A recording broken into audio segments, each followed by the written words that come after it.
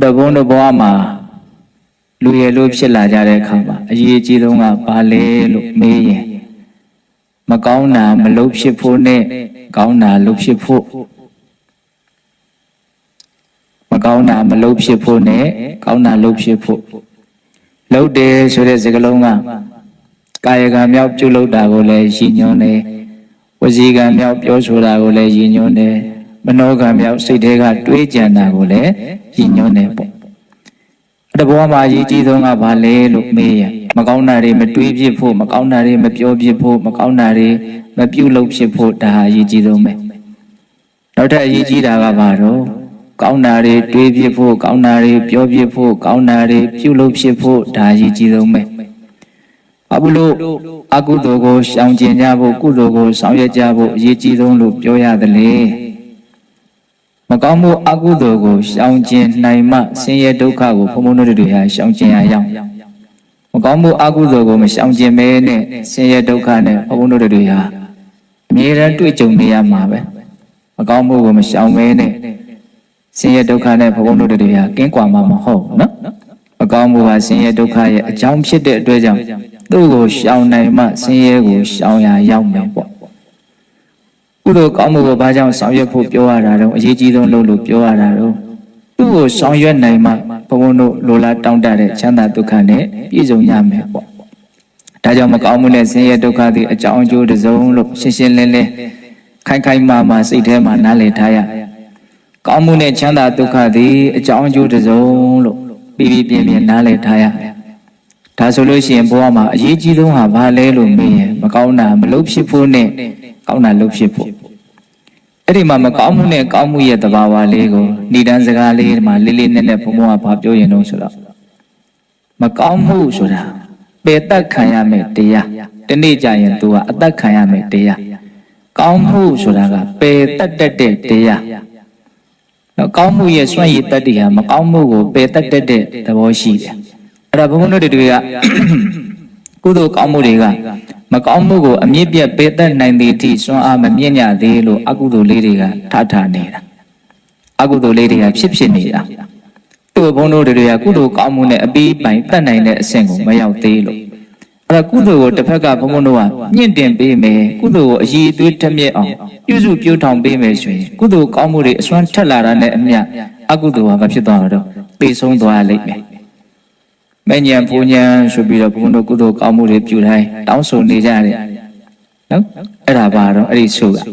ကောင်းမှုတွေအည်အသွေးအမြင့်မားဆုံးအဆင့်ကိုရောက်ပါရစေလို့ဆုတောင်းတယ်နဲ့အတူတူပဲဟုတ်လားအဲ့ဒါမဉ္ဇဉ်ဆိုတဲ့လောကုတ္တရာကုသိုလ်တူကိုရပြီဆိုရင်အကုသိုလ်တရားတွေဟာသူ့အဆင့်နဲ့သူအမြင့်ပြတ်သေးပေးရတယ်အကုသိုလ်သေးပြီဆိုလို့ရှိရင်အကုသိုလ်ဖြစ်ခွင့်မရှိတော့ဘူးသမုတ်စေတဘာအဖြစ်ပယ်တတ်ပြီးပြီဆိုရင်ဘာဆင်းရဲဒုက္ခမှဖြစ်เสียအကြောင်းမရှိတော့ဘူးဟုတ်လားဒါကြောင့်အကုသိုလ်ပယ်ရှားဖို့အတွက်ကုသိုလ်တရားကိုဘုန်းဘုန်းတို့တွေဟာမြင့်တင်ပေးရမယ်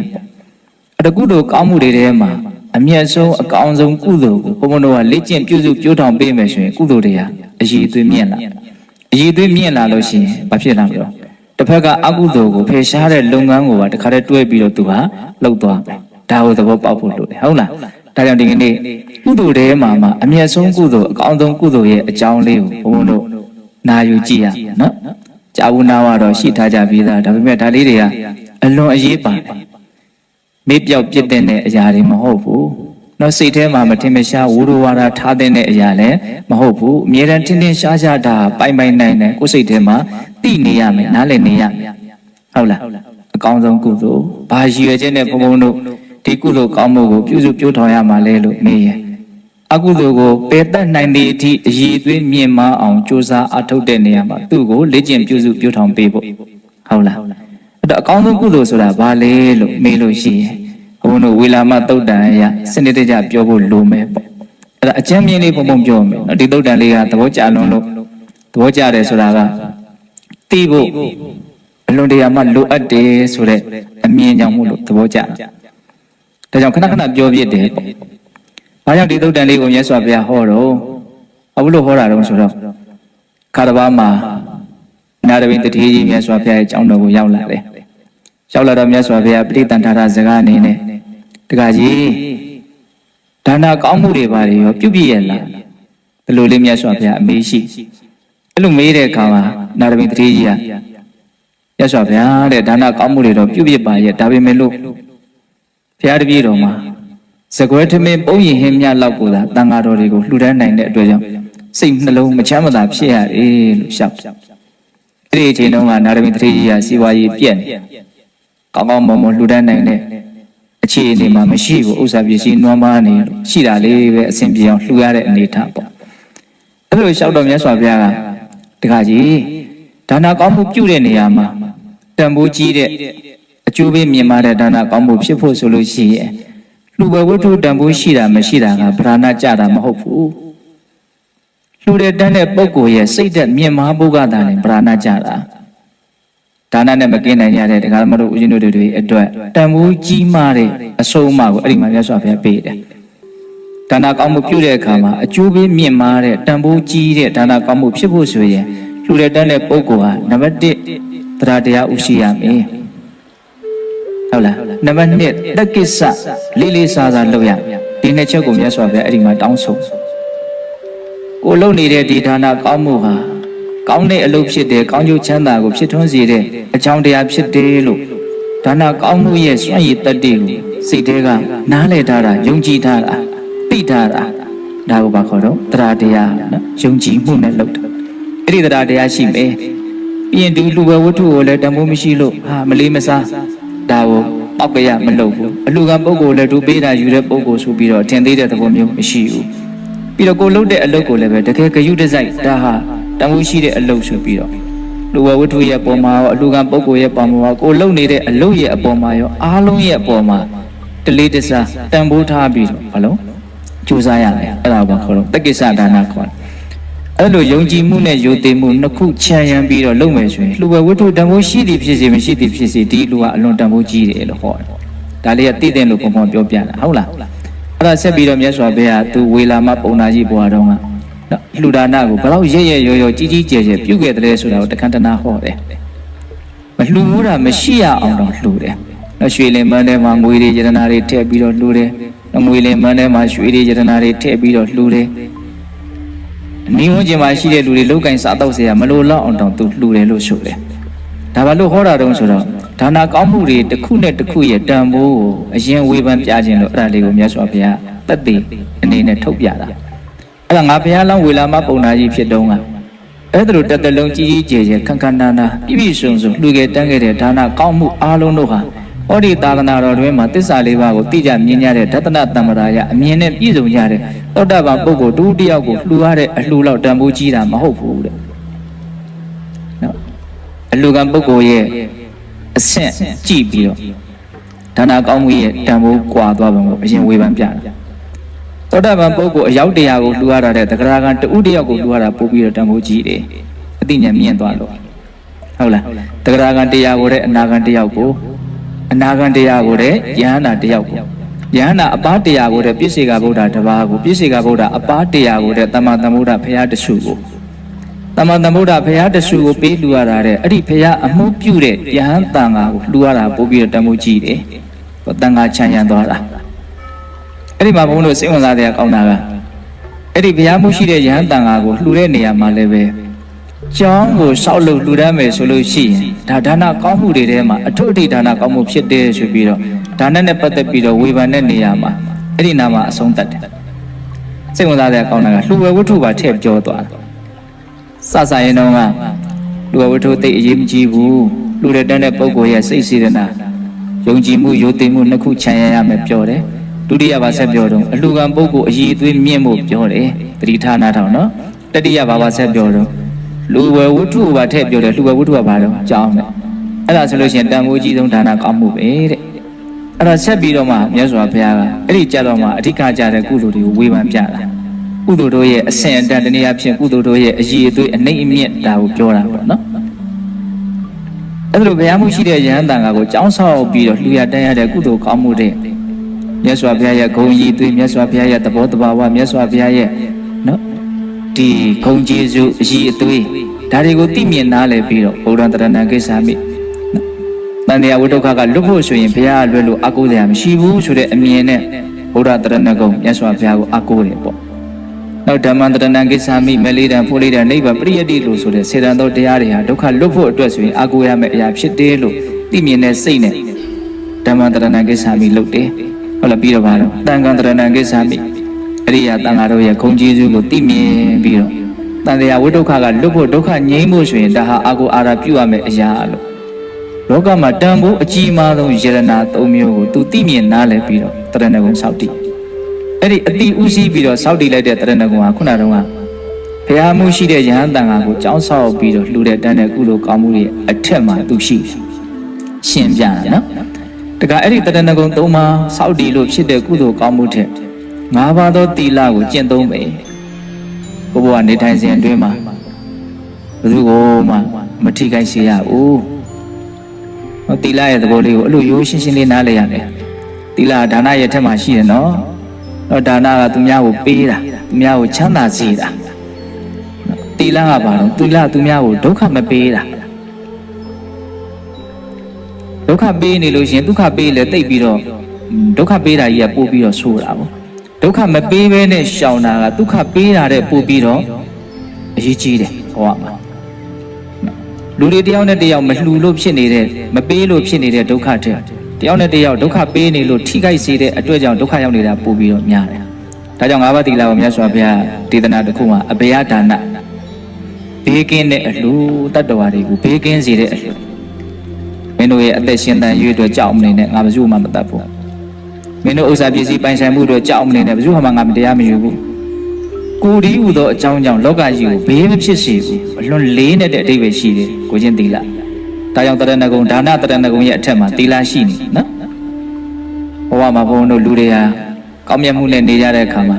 ကိုအာတာယနေရတယ်ချို့ကလည်းပေးပြီးတော့နေရတာကိုပြောတယ်ကောင်းပါတယ်ဒါလည်းတချို့ကြတော့လည်းဘယ်သူမှမထိခိုက်စေပဲနဲ့ကိုယ့်ကိုစောင့်စည်းမှုလေးနဲ့နေတယ်သူကတော့ပိုအဆင့်မြင့်တယ်နော်သီလနဲ့နေတာပြောတာအဲ့ဒါဆက်ပြီးတော့မြတ်စွာဘုရားကအဲ့ဒီ၅ပါးသောသီလကြောင့်ဖြစ်ပေါ်နေတဲ့ကုသိုလ်ကောင်းမှုထက်၅ပါးသောသီလကိုစောင့်ထိန်လို့ဖြစ်ရတဲ့ကုသိုလ်ကောင်းမှုထက်တတ္တဝအနန္တရဲ့ပုံမှာကောင်းသည်ဆိုသည်မဝေဖန်ဘဲနဲ့မခံစားဘဲနဲ့ဘာကြိုးမှလိုလားတောင့်တတဲ့စိတ်လည်းမရှိဘဲနဲ့တက်ကောင်းစားချမ်းသာစေခြင်းနဲ့စိတ်ကလေးဒါပါခေါ်တော့မေတ္တာအဲ့ဒီမေတ္တာထားနိုင်ရင်အဲ့ဒီမေတ္တာပို့ပြီးတော့မြင်မာတဲ့ကောင်းကျိုးချမ်းသာကိုဖြစ်ထွန်းစေတဲ့ကောင်းမှုဖြစ်တဲ့ဣဒံတရောမဟာဖလံဒီကုသိုလ်ဟာဒီကုသိုလ်တဲ့တာလွန်တဲ့အကျိုးပေးရှိတယ်ဣဒံတတောမဟာဖလံမဟာဖလဆိုတာအလွန်ကြီးမားတဲ့အကျိုးရလဒ်ကိုပြောတာမေတ္တာတရားသီလရဲ့ထဲရောက်သွားပြီနော်အဲ့ဒါမေတ္တာတရားကိုကျတော့သူကဝိသေသနာလေးနဲ့ဟောတယ်ဂန္ဓောဟနမတ္တံပိမေတ္တာစိတ်တံပါဝေယဂန္ဓောဟနမတ္တံပိဆိုတာနန္တာတရှုတရှိုက်ခန့်ကာလမြတ်ခုနတော့ကတန်ဃာတော်တွေအစင်းစင်းလူခဲ့တန်းခဲ့တာကုသိုလ်တွေကိုမမေ့နဲ့သိလားအဲ့ဒီကနေအစင်းစင်းတက်လာတယ်နော်ဒါနကောင်းမှုအလုံးတို့ထက်တရဏဂုံထက်သီလရဲ့ထက်မှာပါတော့မေတ္တာကိုဘယ်လိုအထူးပြုဟောတော့နန္တာတရှုတရှိုက်ခန့်ကာလမြတ်ကျိန်ပံများစွာပွားများမယ်ဆိုရင်တော့ဘယ်ပြောဝယ်ရရှိမလို့ဆိုတာပြောတာနန္တာတရှုတရှိုက်ခန့်မြတ်ဖြစ်လျရတဲ့ဒီကြည်လင်တန်ရှင်းတဲ့အပြစ်ကင်းတဲ့မေတ္တာစိတ်တဲ့လေးရဲ့စွမ်းအားဟာဆိုတော့ဘုရားမှုရှိတဲ့ယန္တာကိုအကြောင်းကြီးဆောက်ပြီးလှူရတန်းရတဲ့ကုသိုလ်ရဲ့အထက်မှာဘယ်နှဆင့်တောင်ကျော်နေတော့2ဆင့်တောင်ကျော်နေတယ်သဘောပေါက်ရနော်ဒါနရဲ့အထက်မှာတရဏဂုံနဲ့သီလပြီးတော့မှမေတ္တာဟုတ်လားအဲ့ဒါဆက်ပြီးတော့နောက်ဆုံးကုသိုလ်ကောင်းမှုတို့ရဲ့နော်အည်အသွေးအနေအမြင့်ကိုတိုက်တာပြတဲ့နေရာမှာနောက်ဆုံးအနေနဲ့မြတ်စွာဘုရားဘာဟောတော့ဆိုတာအဲ့လောက်ကြီးမားတဲ့ကောင်းကျိုးကိုဖြစ်စေတဲ့မေတ္တာတရားထက်တာလွန်တဲ့ကောင်းမှုရှိသေးတယ်အဲ့ဒီတာလွန်တဲ့ကောင်းမှုကဘာတော့ဆိုတော့အနိစ္စတင်ညာတဲ့ဟုတ်လားအနိစ္စတင်ညာစကားလုံးနှလုံးပေါင်းတာနော်အနိစ္စဆိုတာမတည်မြဲတာတင်ညာဆိုတာအမှတ်ရတာဒီစကားလုံးတွေရဲ့အဓိပ္ပာယ်သိတယ်မဟုတ်လားဝေဒနာကဘာတော့ခံစားတာတင်ညာကဘာတော့အမှတ်ရတာသင်္ခါရကဘာတော့ပြုလုပ်စေဆိုတာဟုတ်လားတင်ညာဆိုတာအမှတ်ရတာဩမတည်မြဲပါလားလို့အမှတ်ရတာအလွန်ရင့်ကျက်တဲ့ဝိပဿနာဉာဏ်အဆင့်ထိရောက်မှအနိစ္စတင်ညာဖြစ်တယ်လို့ဆိုလိုတာမဟုတ်ဘူးအပေါ်ယံလောက်သိရင်လည်းပဲအနိစ္စတင်ညာထဲမှာအကျုံးဝင်တယ်ကြောက်ဆိုမှန်ကြည့်လိုက်လို့ဩငါရဲ့နှုတ်ပြုံမှုတွေမရှိတော့ပါလားအနိစ္စတင်ညာတဲ့အကျုံးဝင်သွားတယ်နော်နေထိုင်မကောင်းဖြစ်လို့ဩငါရဲ့နေတာထိုင်တာရှိခဲ့တဲ့အနေထားလေးတွေကြောက်ခဲ့ပါပေါ့လားဒါပါဖြစ်တော့အနိစ္စတင်ညာဟုတ်လားရှုခင်းတစ်ခုကိုတွေ့တယ်မနစ်ကနဲ့မတူပါလား အဲ့ဒါတွေမရှိတော့ပါလားဒါပါတော့အိဋ္ဌပညာနော်ဟုတ်လားနောက်ဆုံးအိဋ္ဌပညာအဆင့်ကတော့အမျိုးမျိုးရှိမယ်ပေါ့တခဏတိုင်းပြောင်းလဲပြီးဆုံးလိုက်နေတဲ့သဘောကိုသိရင်တော့အလွန်အဆင့်မြင့်တဲ့အိဋ္ဌပညာဖြစ်သွားဟုတ်လားမြင်တိုင်းနောက်ထပ်မြင်နေတာအခုမြင်တဲ့ဟာအခုမြင်တဲ့ဟာမဟုတ်ဘူးအခုမြင်တဲ့သဘောမဟုတ်ဘူးဒီမြင်တဲ့ယူပါယုံပြတ်သွားတာကိုပြောဖို့ကလည်းခက်တယ်အဲ့လိုဆိုရင်မြင်စိတ်ကလေးကိုလည်းပြောကြည့်မြင်တဲ့စိတ်ဟာအခုမြင်တဲ့စိတ်ဟာနောက်ထပ်အခုမြင်တဲ့စိတ်မဟုတ်တော့ဘူးဟုတ်လားဒိုလေးလှည့်လိုက်တာနဲ့ကိုပြရတယ်ဆိုတာအရင်ထင်ရှားရနော်ဒီနားမြင်တဲ့ခါမှာဖြစ်တဲ့မြင်စိတ်နဲ့ဒီလိုလေးလှည့်လို့မြင်တဲ့ခါမှာဖြစ်တဲ့မြင်စိတ်အတူတူဒီလိုကြည့်တော့မှနာယီမြင်နေရတယ်နာယီမြင်တော့နာယီမြင်စိတ်ပေါ့တကားပေါက်ကြည့်လိုက်တော့တကားပေါက်ကြည့်တဲ့မြင်စိတ်ပေါ့လုံးဝကွဲပြားနေနော်ဟိုကြည့်လိုက်တာနဲ့ဟိုကြည့်ခဲ့လို့ဖြစ်ခဲ့တဲ့မြင်စိတ်ဟာမရှိတော့ဘူးအတန်ကြတော့ပို့ပြီးတော့ထင်ရှားတယ်နော်အတန်ကြတော့ရမ်းထင်ရှားတယ်ကြားပြောက်ပဲနောက်ထပ်ဖြစ်နေတယ်အဲ့ဒါလေးတွေကိုသတိထားနေရင်အမျက်ဆုံးကုသိုလ်ကိုဘုန်းဘုန်းတို့လောက်လာရောက်နေတယ်နော်တမင်းစားတဲ့အခါလည်းအမျက်ဆုံးကုသိုလ်ဖြစ်အောင်လို့တော့ရှောက်ပြောက်လိုက်နေတာပဲရှားပေါ်မှာအရာလားတစ်မျိုးပြီးတစ်မျိုးပြောက်လိုက်နေတာပဲဟုတ်လားကိုယ်အတွေ့အထိခန္ဓာကိုယ်အာယုံစိုက်ကြည့်လိုက်ဟိုလိုလေးလှည့်လိုက်ဒီလိုလေးလှည့်လိုက်ဟိုလိုလေးဖြစ်လိုက်ဒီလိုလေးဖြစ်လိုက်သိကြတာတော့ဘာတော့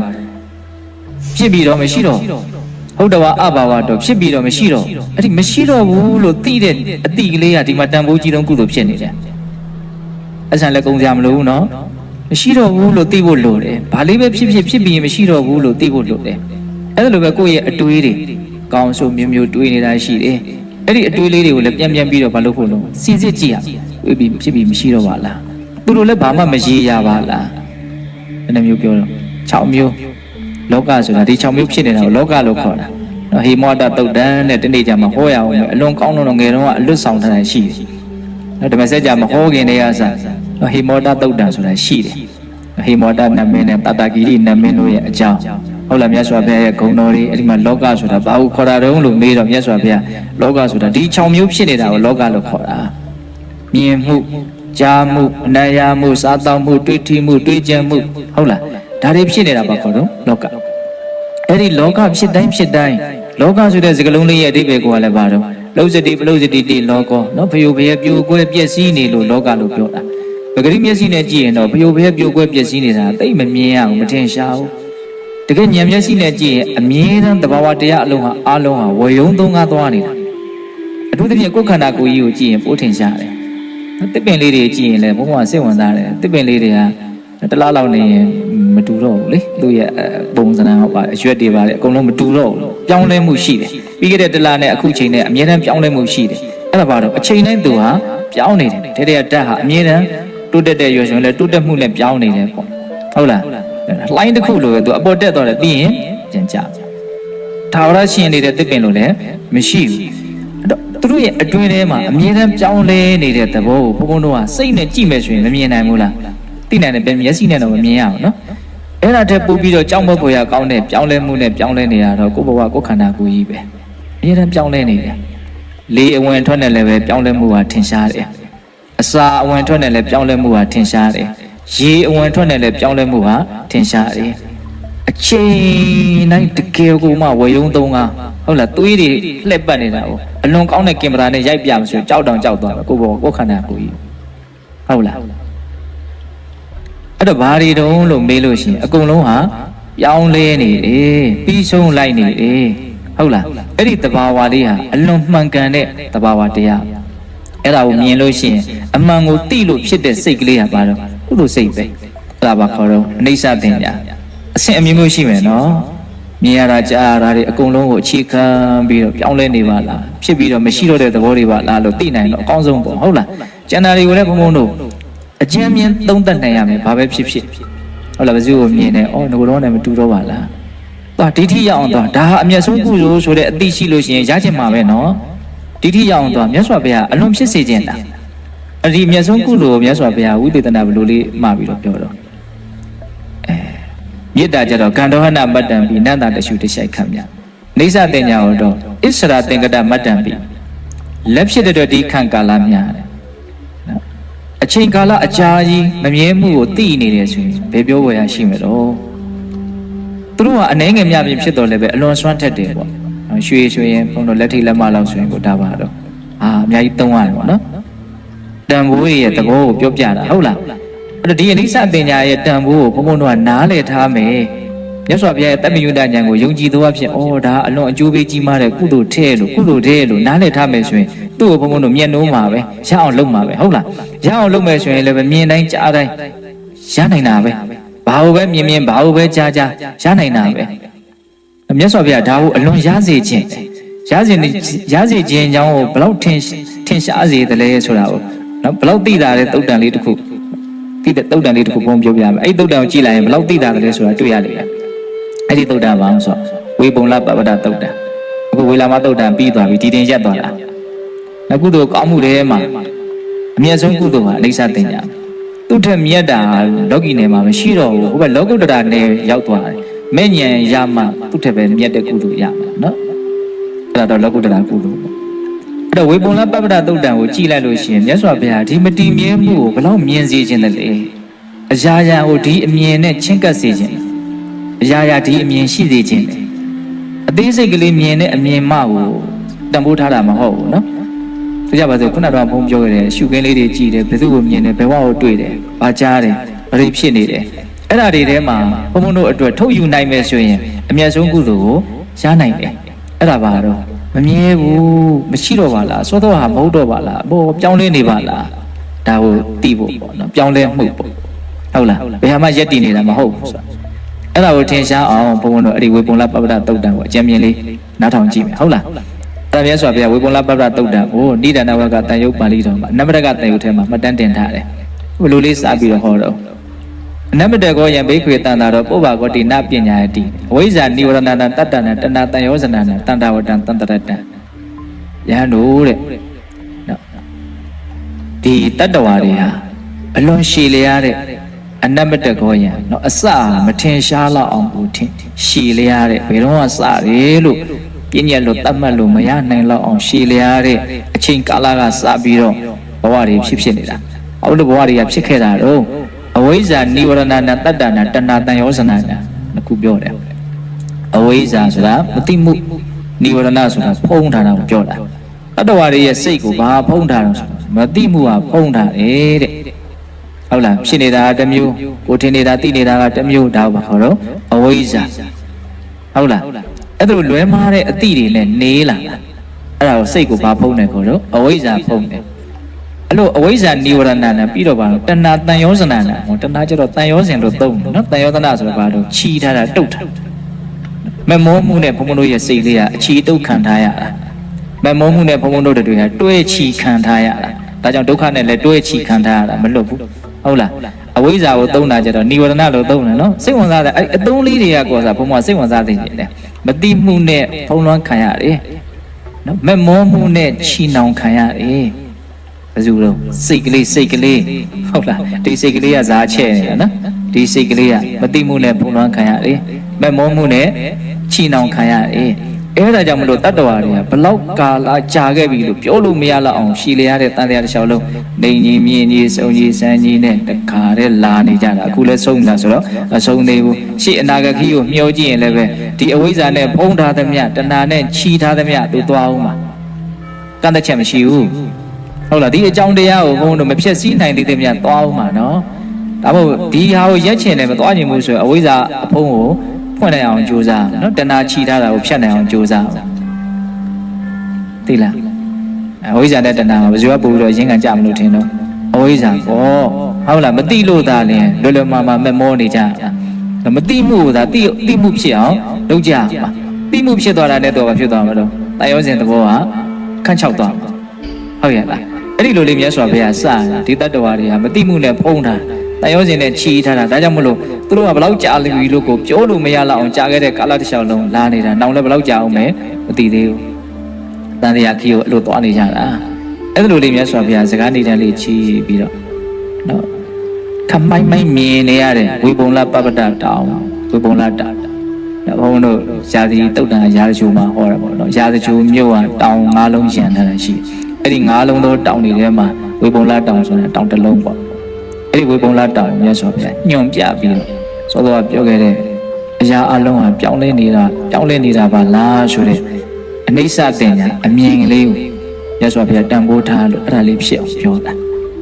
ယဟန်တို့တဲ့ဒီဝေပုံလတောင်ကြီးကိုကြည်စမ်းပါနော်ဒီဝေပုံလတောင်ကြီးကဟောဒီကဘာရဲ့အစပိုင်းလောက်မှာတော့ပါလို့ဆိုပါဠိနာဝန္တလို့အမည်ရခဲ့တယ်တဲ့အဲ့ဒီတုန်းကဒီတောင်ရဲ့နာမည်ကဝေပုံလမဟုတ်လူတွေကဒီတောင်ကြီးကိုပါဠိနာဝန္တလို့ခေါ်ကြတာဟုတ်လားအဲ့ဒီတောင်ကြီးကအဲ့ဒီတုန်းကဘလောက်များမြင့်လဲဆိုလို့ရှိရင်တဲ့တောင်ထိပ်ကိုရောက်ချင်၄ရက်တက်ရတယ်အောက်ပြန်ဆင်းရင်၄ရက်ဆင်းရတယ်အမြင့်ကြီးပေါ့အဲ့ဒီတုန်းကလူမျိုးနွယ်တွေကိုဘာခေါ်ဆိုတီဝရမျိုးနွယ်တီဝရလူမျိုးတွေလို့ခေါ်ကြတယ်အဲ့ဒီပါဠိနာဝန္တတောင်ကြီးရဲ့ဝန်းကျင်မှာနေကြတဲ့လူတွေကတီဝရလူမျိုးတွေပေါ့ဟုတ်လားအဲ့တော့သူတို့ရဲ့အသက်ကလည်းရှည်လိုက်တာ4000တောင်ရှိတယ်ဒါဒီကဘာမှာဒီကဘာရဲ့အစပိုင်းမှာပေါ့ဒီဝေပုံလတောင်ကြီးကတီဝရပါဠိနာဝန္တလို့အမည်ရတယ်ဒီတောင်ကြီးရဲ့ဝန်းကျင်မှာနေကြတဲ့လူမျိုးနွယ်တွေကတီဝရမျိုးနွယ်တွေအသက်က4000ရှိတယ်တောင်ကြီးက4ရက်တက်ရတယ်4ရက်ဆင်းရတယ်အဲ့ဒီတုန်းကဒီကဘာလောကမှာကောက်ကုတန်ဆိုတဲ့မြတ်စွာဘုရားပွင့်ခဲ့တယ်ဒီကဘာမှာပထမဆုံးပွင့်တဲ့ဘုရားနော်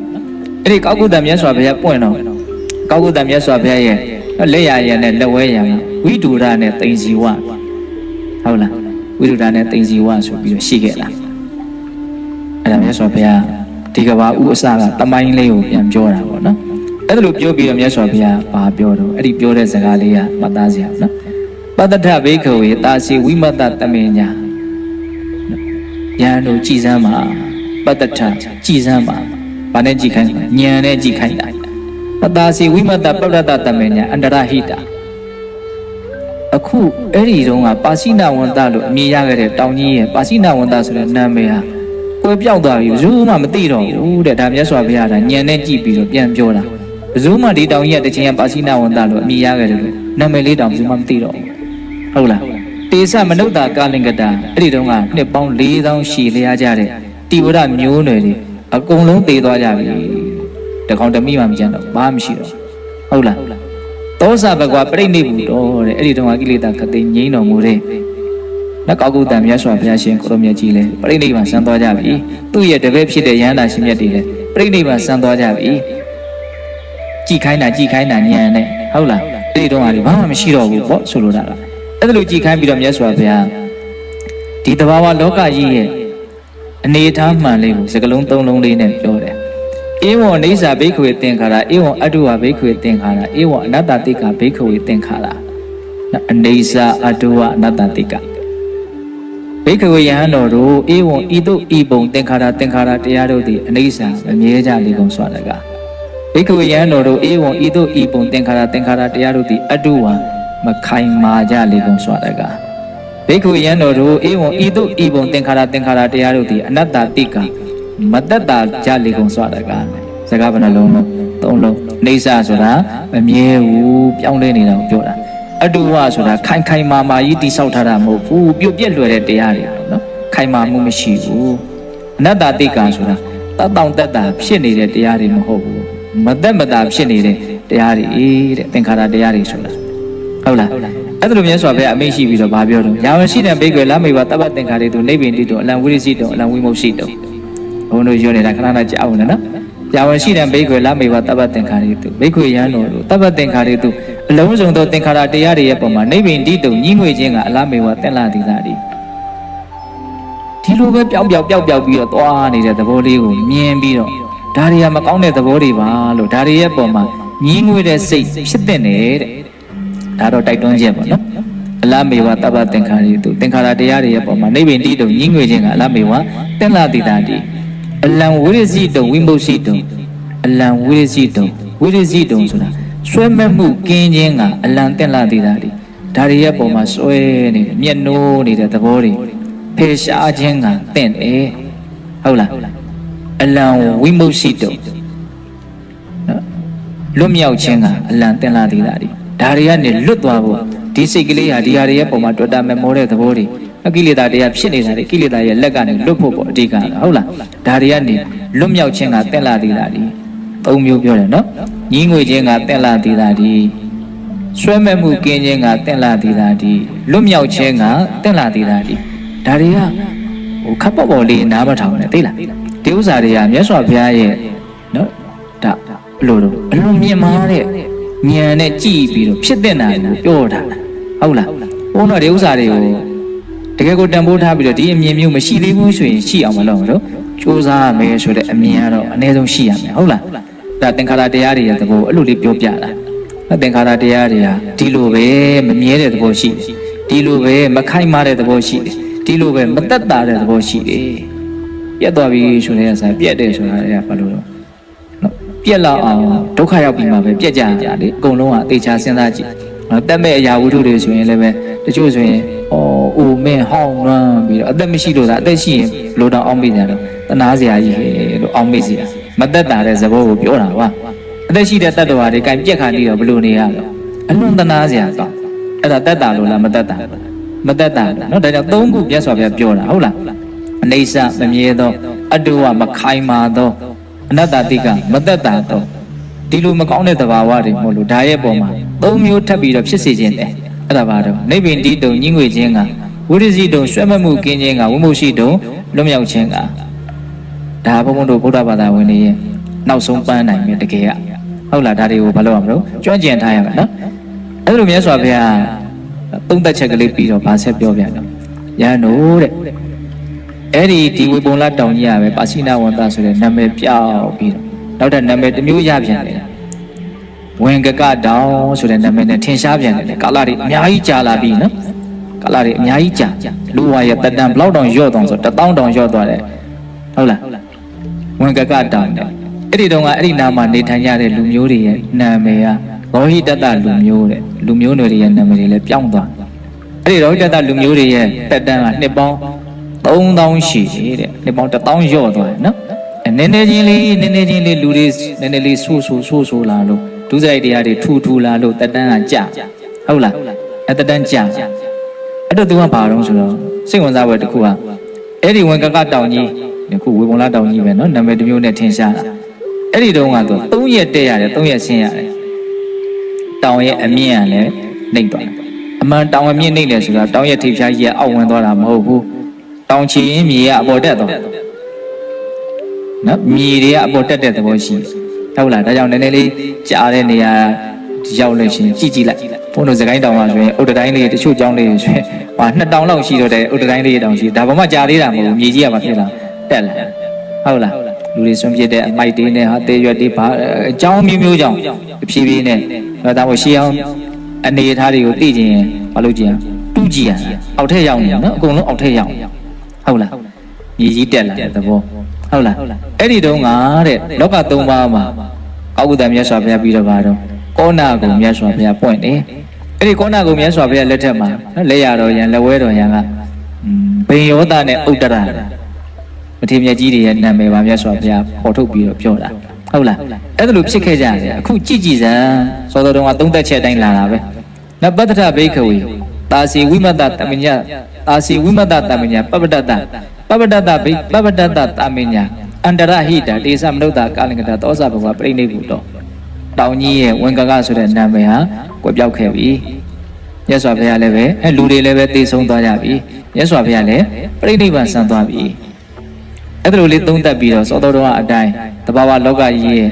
အမှန်တရားကို3ချက်ထုတ်ပြပြီးတော့ဖြစ်စီခြင်းတာကိုလည်း3ချက်ပဲပြောတယ်နော်တဘာဝတရားကြီးရဲ့သဘောမှန်ကအနိစ္စအတုဝအနတ္တတိကနေစ္စဆိုတာဘာလို့မမြဲတာအတုဝဆိုတာမခိုင်မာတာအနတ္တတိကဆိုတာမသက်တာလားဒါလေးတွေကိုစွဲနေအောင်မှတ်တာဟုတ်လားအဲ့ဒီလိုသဘောတဘာဝရှိတဲ့အတွက်ကြောင့်သင်္ခါရတရားတွေရဲ့ပုံမှာဒီသဘာဝတရားတွေရဲ့ပုံမှာမြတ်စွာဘုရားဘလို့ဖြစ်စေချင်တာလဲညီးငွေစေချင်တာဒီစိတ်ကလေးကိုပုဂ္ဂိုလ်တ attva ရှိတာမဟုတ်ဘူးနော်စိတ်ကညီးငွေတော့မှဒီစိတ်ကတစ်ချိန်ကျရင်ကိလေသာလွတ်သွားမှာဟုတ်လားစိတ်ကိုညီးငွေစေချင်တာပြီးရင်ပါတော့ဆွဲမဲ့မှုကင်းစေချင်တာဆွဲမဲ့မှုကင်းမှလည်းလွတ်မြောက်မှာ哦နော်ညီးငွေမှလည်းပဲဆွဲမဲ့မှုကင်းမှာ哦အဲ့ဒီညီးငွေမှုကလည်းပဲဘာမြင်မှညီးငွေမှာလဲအနိစ္စကိုမြင်မှညီးငွေမှာခုနအနိစ္စကိုပဲပြပြီးတော့ညီးငွေခိုင်းတာပဲအဲ့တော့ဘုန်းတို့စိတ်ကလေးကမလွတ်မြောက်သေးဘူးဆိုတာဘာလို့လဲတရားလေးကိုခွင်းဆက်ကလေးပြန်စဉ်းစားကြည့်ဘာလို့မလွတ်မြောက်တာတော့ဆွဲမဲ့မှုမကင်းလို့ဘာလို့ဆွဲမဲ့မှုမကင်းတာလဲညီကိုညီမငွေဘူးဟုတ်လားตาယာနေတယ်ဟုတ်လားအညီငွေကိုမတွေ့ကျင်တဲ့မဖြစ်ချင်တာတွေဖြစ်ရင်ဒါညီငွေတာကိုဖြစ်ချင်တာဖြစ်ရင်ညီကိုမငွေဘူးဟုတ်တယ်မဟုတ်လားဘာလို့မညီငွေတာတုံးလို့မေးရင်ဘယ်ရောက်သွားအနိစ္စကိုမမြင်လို့ဒီကိုသွားမှာနော် နောက်ထပ်ကွင်းဆက်လေးတစ်ခုထပ်မှတ်ပါအောင်အဲ့ဒီအနေဆာကိုမြင်ခြင်းတယ်ဆိုရင်အနေဆာကဘာလို့မမြင်တာလဲလို့မေးရင်ဖြစ်စေတရားတွေရဲ့ပုံမှာတတိမရှိလို့အနေဆာကိုမမြင်တာအကုန်မှတ်တမဲ့ပဲလေကိုယ်တဘာဝလောကကြီးပြောင်းလဲနေတယ်ဆိုတဲ့အပေါ်ရအနေဆာလည်းမမြင်ဘူးအဲ့ဒါလည်းမတွေးမိဘူးတတိမရဘူးကိုယ်အတွင်းနဲ့ကိုဘာဒီတစ်ခါလေးမြင်တာမြင်နေရဘာဒီမြင်လို့မြင်နေမှမသိဘူးတချို့ဆိုရင်တော်တော်ကိုစိတ်နှလုံးကပူလောင်ကြတာရှုပ်ထွေးကြတာအလွန်လှတဲ့ရှုခင်းလေးတွေတောင်ခံစားရအောင်မသိဘူးဟုတ်လားလှတာလေးမြင်ပြီးတော့သူတို့စိတ်ထဲမှာတော့အိုရာတွေပဲခံစားရတယ်ပူရာတွေပဲခံစားရတယ်ဟုတ်လားနော်တတိမှမရှိတာဟုတ်လားတတိရှိလို့ရှိရင်ဒီဟာတွေရဲ့အပြောင်းလဲကိုစဉ်းစားမိမှာပဲမြင်ရတာမြင်တာပေါ်မှာတတိရှိနေလို့ရှိရင်ဟုတ်လားတတိဟာတကယ်တမ်းက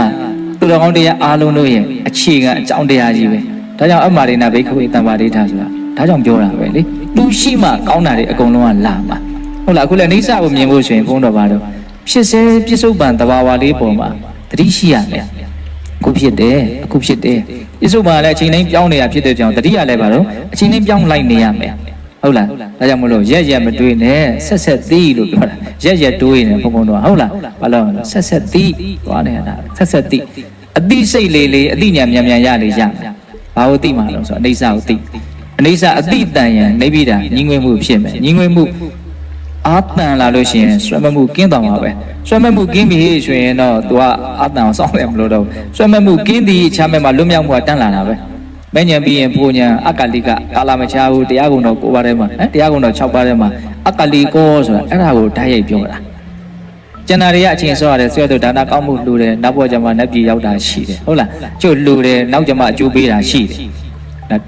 တချို့သူတော်ကောင်းတရားတွေကကာလစောင့်ရတယ်အခုလို့အခုချမ်းသာတာမဟုတ်သေးဘူးအခုဖြစ်ပြီးအခုကိုကောင်းသွားတာချမ်းသာသွားတာအကျိုးရလက်တောက်လျှောက်ထွက်တာအဲ့ဒီမဲ့ညာနဲ့ဟိုညာအဲ့ဒါဘာခေါ်တော့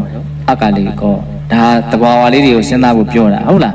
အဲ့ဒါလိုမြတ်စွာဘုရားကြည်ကြဉာဏ်နဲ့ကြည်ကြမြင်အောင်ကြည်ကြဖြစ်တဲ့နာတော့အဲ့ဒါပဲဟုတ်လားအဲ့လိုလေးပြောပြီးတော့ပါတော့ထပ်ပြီးတော့တတိယပိုက်ဟောမယ်နော်ကဲအဲ့ဒီတောင်ကြီးရပဲလာအောင်မယ်နာမည်ပြောင်းမယ်နော်သူပတ္တတောင်လို့အမည်တွင်မြန်နေတဲ့သူပတ္တဆိုတာမကြည့်လို့ကောင်းနေဆိုတဲ့အဓိပ္ပာယ်ရှုခင်းလှတဲ့တောင်ကြီးပေါ့အဲ့ဒီတောင်ကြီးရဲ့ဝန်းကျင်မှာနေကြတဲ့လူမျိုးတွေကသုတ်ပိယမျိုးနွယ်တွေတဲ့ကတ္တဗမြတ်စွာဘုရားပွင့်တော်မှာသုတ်ပိယမျိုးနွယ်တွေလူဖြစ်နေကြပြီဟုတ်လားသူတို့ကနှစ်ပေါင်းဘယ်လောက်ကြာတော့2000 1000ကျော်သွားပြန်ပြီနော်နှစ်ပေါင်း2000အဲ့ဒီဥပဒတောင်ကြီးက2ရက်တက်ပြီးတော့2ရက်ဆင်းရတယ်ဟုတ်လားအဲ့ဒီအချိန်မှာကတ္တဗမြတ်စွာဘုရားပွင့်တယ်နော်တိတ်တနဲ့ဘာရဒါဇဆိုတဲ့လက်ရတော်လက်ဝဲတော်ရဲ့အက္ခတဝက2ပါးထွန်းကားတယ်ဟုတ်လားအဲ့ဒါတွေကိုမြတ်စွာဘုရားပြောပြီးတော့ကြည်ကြဂိုင်နော်အဲ့ဒီတောင်ကြီးရဲ့နာမည်လည်းပျောက်ကွယ်သွားပြီဘယ်သူမှသုတ်ပိယသုပတ္တလို့ဘာမှမသိတော့ဟုတ်လားအဲ့ခေတ်ကလူတွေအကုန်သိသွားကြပြီမြတ်စွာဘုရားလည်းပြိဋိဘံစံသွားပြီအဲ့လိုပြောပြီးတော့သင်္ခါရတရားကိုဘယ်နှချက်သုံးသပ်ပြတော့သဘောမှ3ချက်အနေစာအတူဝါအနတ္တတိကမမြဲသောမခိုင်မာသောမတ္တသောသဘောရှိတယ်ဒါကြောင့်ဖြစ်စေချင်တာကဖြစ်တဲ့နာကဘယ်နှချက်ပြောတော့3ချက်နိဗ္ဗိန္တိတုံညီငွေခြင်းက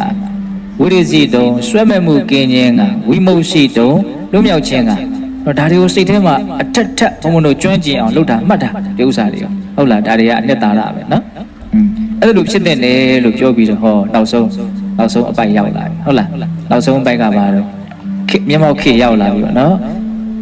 မြတ်စွာဘုရားလက်ထက်ရောက်လာပြီအဲ့တော့သောတော်တုံးကသူပတ္တဆိုတဲ့တောင်ကြီးရဲ့နာမည်ကဝေပုံလလို့ခုထင်ရှားနေတယ်ဟုတ်လား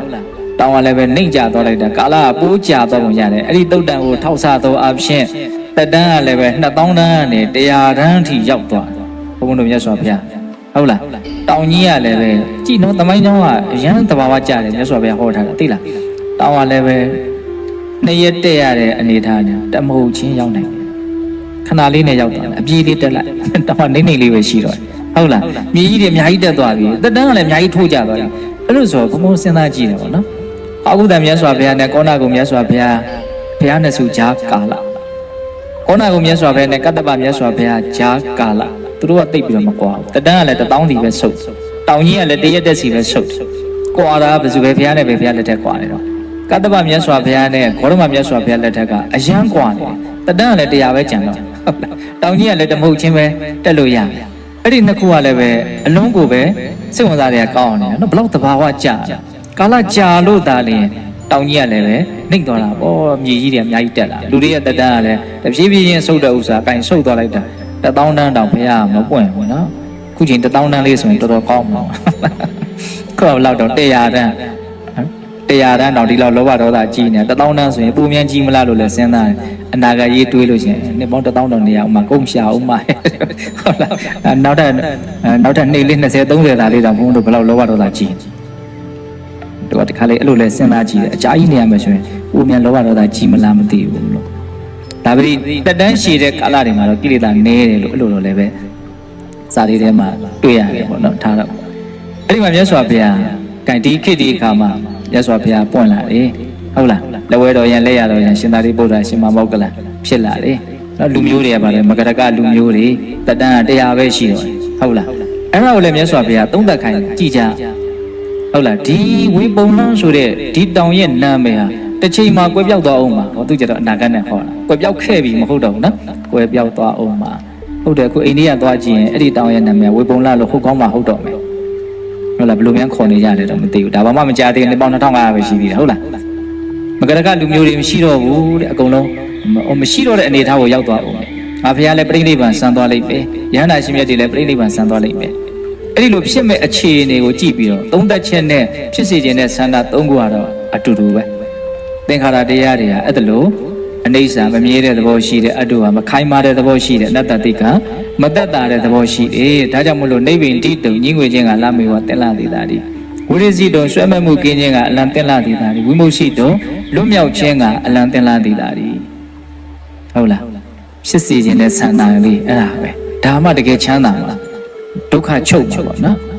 အဲ့ဒါလိုလေးမြတ်စွာဘုရားအမိန့်ရှိပြီးတော့ဏိဂုံးပိုင်းမှာဂါထာလေး2ပုဒ်ခေါ်တယ်အဲ့ဒီဂါထာ2ပုဒ်ရဲ့နောက်ဂါထာကအနှစ်သာရပေါ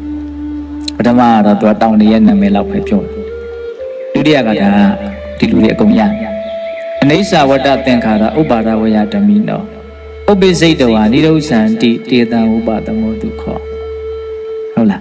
အနိစ္စဝတ္တသင်္ခါရတရားမှန်တယ်များမမြဲတဲ့သဘောသာရှိတယ်ဥပါဒဝယဓမိနေ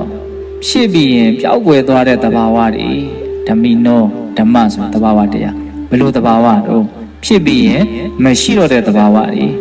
ဟုတ်လားဥပ္ပစိတ္တဝါနိရု္ဇံတိဖြစ်ပေါ်လာပြီးတော့ချုပ်ပေါက်သွားကြတယ်အသေးစိတ်ကလေးထပ်ပြီးတော့ပို့ပြီးတော့နားလည်မှုမြင့်အောင်မြတ်စွာဘုရားဟောတာပြောင်းလဲပြီးတော့သုံးပြီးတော့ဟောတာတလုံးနဲ့ပြောရင်တော့အိဋ္ဌာဟုတ်လားတေတံဥပသမောတုခေါ်တယ်အဲ့ဒီသင်္ခါရတို့ရဲ့ငြိမ်းရာတည်တာနဲ့ချမ်းသာတယ်ဒါပဲပြောတော့တာမြတ်စွာဘုရားဟုတ်လားဒါပါတော့ဝေဘုံလပပတ္တတုတ်တာအဓိကလေးမြတ်စွာဘုရားသိသိချင်တာလေးကိုမြင်မိတယ်မို့လားဒီခန္ဓာရဲ့ဒလဆက်ပြောင်းလဲနေတဲ့အနေအစားကိုပြပြီးတော့သင်္ခါရတရားတွေကိုညှိငွေကြလို့ပြောသွားတာမဟုတ်ဘူးနော်ဒီသုတ်တံမှာဘာကိုပြောသွားတော့ပြင်မဲ့ဩကတလောကကြီးမှာဖြစ်နေတဲ့တတ္တလောကကြီးမှာဖြစ်နေတဲ့အပြောင်းလဲတွေကိုပဲပြပြောသွားတာဟုတ်လားအဲ့တော့ဘုန်းတို့လည်းပဲမြင်တိုင်းကြားတိုင်းဒီအနိစ္စတင်ညာလို့ဆိုတယ်အလွန်တန်ဖိုးမြင်ပါတဲ့ကောင်းမှုကိုဖြစ်အောင်လုပ်လို့မရဘူးလားရတယ်ဒီသုတ်တံလေးနှစ်ခုကိုဆက်ပြီးတော့ဘုံဘုံကတွေးစီခြင်းတာဟုတ်လားဒါကြောင့်အကောင်းဆုံးကုသိုလ်ဆိုတာဒါပြောတာဟုတ်လားတရားပြောကောင်းကောင်းနဲ့ပြောတာအချင်းကစိတ်နဲ့လက်နဲ့တောင်ကြောနေပြီဟုတ်လားအဲ့တော့ပြောတာတွေအကုန်လုံးပြန်ပြီးတော့ချုပ်ကြည့်နော်လူဘဝမှာဘာအရေးကြီးဆုံးလဲဒီကစပြီးတော့ဘုံဘုံပြောလိုက်တာမမိကြမလားမသိဘူးမကောင်းတာမလုပ်ဖြစ်ဖို့နဲ့ကောင်းတာလုပ်ဖြစ်ဖို့ဘာလို့မကောင်းတာမလုပ်ဖြစ်ဖို့နဲ့ကောင်းတာလုပ်ဖြစ်ဖို့အရေးကြီးဆုံးလို့ပြောလဲဆိုရင်မကောင်းတာမလုပ်ဖြစ်မှဒုက္ခမဖြစ်မှာကောင်းတာလုပ်ဖြစ်မှချမ်းသာမှုနဲ့ပြည့်စုံမှာဒါဟုတ်လားအဲ့လိုဆိုရင်မကောင်းမှုနဲ့ကောင်းမှုရဲ့သဘာဝလေးမကောင်းမှုဆိုတာအပေတက်ခံရတဲ့တရားကောင်းမှုဆိုတာအဲ့ဒီမကောင်းမှုကိုပယ်တက်တဲ့တရားအပြီးတိုင်နောက်ဆုံးတစ်နေ့ကောင်းမှုရတာနဲ့အနိုင်ယူမှာဟုတ်လားအနိုင်ယူတယ်ဆိုတာကသူကအဆုံးစွန်ကိုပြောတာနော်အကုသိုလ်ကတက်လို့ကုသိုလ်ကအပြီးပိုင်သေတယ်လို့ထုံးစံမရှိဘူးကုသိုလ်ကတက်လို့ဒါလည်းအကုသိုလ်ကအပြီးပိုင်သေတဲ့ထုံးစံရှိတယ်ဒါသဘာဝအတိုင်းဒီတိုင်းပဲဟုတ်လားအဲ့တော့ဘုန်းတော်ကကုသိုလ်ကိုသာအစင်းမြင်အောင်လုပ်နေမယ်ဆိုရင်တစ်ဖက်ကဒုက္ခကိုဖြစ်စေမဲ့အကုသိုလ်ဟာသေပေးရမယ့်အနေအထားရှိဟုတ်လားအဲ့တော့ဘယ်အလုပ်ကလက်တွေ့တကယ်ကိုလုပ်ရမှာလဲလို့ကုသိုလ်ကိုကဖြစ်အောင်အစင်တန်းမြင့်အောင်လုပ်ရဟုတ်လားကုသိုလ်ကိုအည်သွေးမြင့်တင်လို့ကုသိုလ်အည်သွေးမှီပြီးဟေ့ဆိုတာနဲ့အကုသိုလ်ဟာအလိုလျောက်ကဖြစ်သွားမှာလို့သေပေးရအဲ့တော့ဘုန်းတော်ကဘာကိုအာယုံစိုက်ပြီးတော့လုပ်တော့ကုသိုလ်တွေကိုအစင်တန်းမြင့်အောင်လုပ်ရမယ်အစင်တန်းမြင့်အောင်လုပ်ဖို့ဆိုလို့ရှိရင်အစင်တန်းအမြင့်ဆုံးကုသိုလ်ရဲ့သဘာဝကိုနားလည်ရမယ် နောက်အစင်တဲ့အမြင်ဆုံးကုသိုလ်ဟာလောကုတ္တရာကုသိုလ်မဲ့ညာပဲလေသူပဲကိလေသာအကုသိုလ်တွေကိုတတ်ဟုတ်လားအဲ့ဒီမဲ့ညာဆိုတော့